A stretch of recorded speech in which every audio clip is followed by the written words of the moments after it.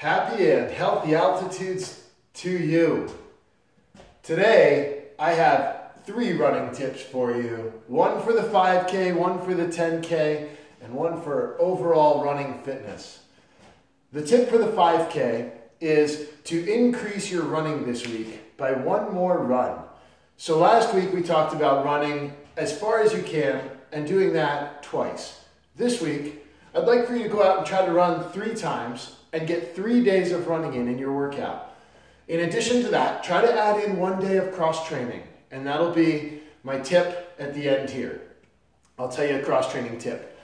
My point for the 10K, my tip for the 10K is to increase your running another day, and also try to add in 2 to 3 faster intervals when you run your longer runs. So in a 10K, if you're training for that, you might have a couple points where over the 6 miles you want to run just a little bit faster. So during your training runs this week, try to increase your tempo just 2 to 3 times. If you can do that, you will find yourself to be a better 10K runner.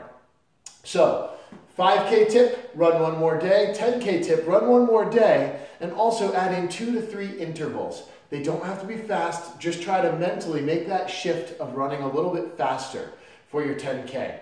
So a third tip is a new term in science. It's called warding patterns.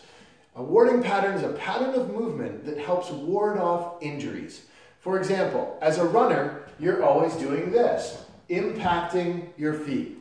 We're running forwards a lot of times. So a warding pattern for that is purposefully doing some jumps.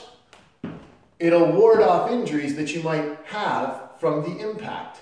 So purposefully adding in a set of jumps before or after your workout. Just do 1 set of 30 seconds. Find a nice soft ground, jump up and land down. Jump up, land down. Try to land soft. As you hit the ground, try to pull your feet up so you can land real soft on the ground. The goal there is to create purposeful impact that will ward off injuries in the future. There's a couple variations on that. You can also throw in a jump to one side, doing that for 30 seconds, a little bit more advanced if you want to try to make it a little harder. Or you could go forwards and backwards. And these are great warm-up exercises. You could just do it for 30 seconds or so.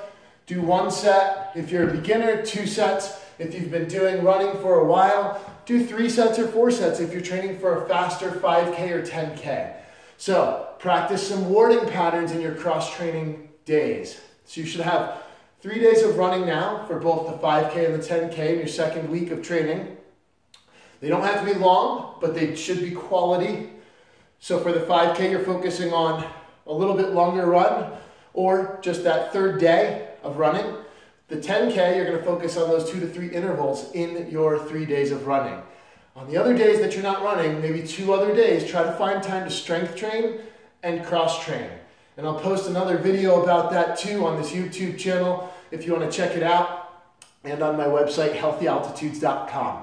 Again, my name's Gary Gianetti. I'm a certified personal trainer, certified running coach, and certified health coach. If you have any questions about running, please feel free to email me. I want you to be happy, and I want you to be able to run better. So be active, eat well, and stay happy for your life.